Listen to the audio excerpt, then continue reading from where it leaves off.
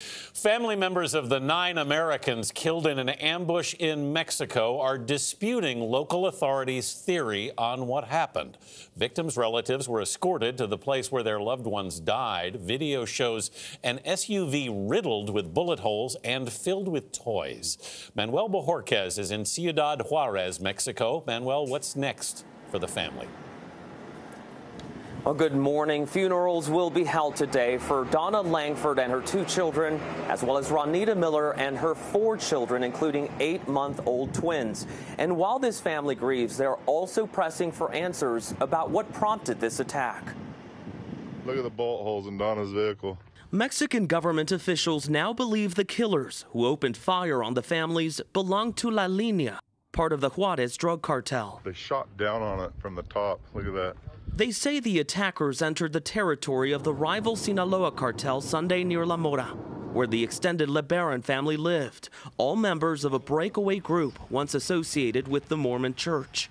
Local police have been on high alert ever since the 2 cartels engaged in a gun battle early Monday morning.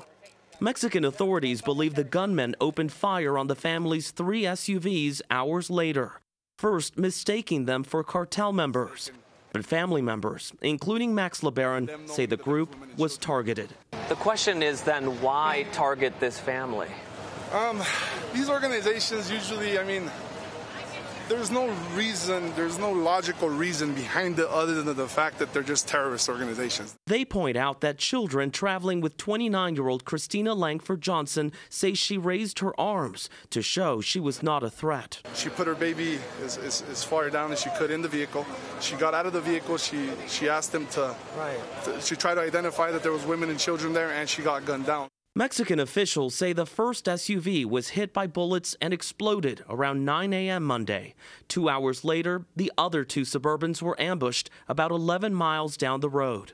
After that shooting, a relative says 13-year-old Devin Langford hid his siblings in bushes and went for help. About 6 hours later, he arrived in La Mora, 14 miles away, and alerted family members. His uncles were forced to wait for Army reinforcements to arrive before they could set out to find the children. This is video of the moment Christina Langford Johnson's baby, 7-month-old Faith, was found alive in the bullet-riddled SUV, 11 hours after the shooting. In total, 8 children were rescued. 3 are still recovering in an Arizona hospital. The Mexican president says he is open to the U.S. working with local authorities in this investigation.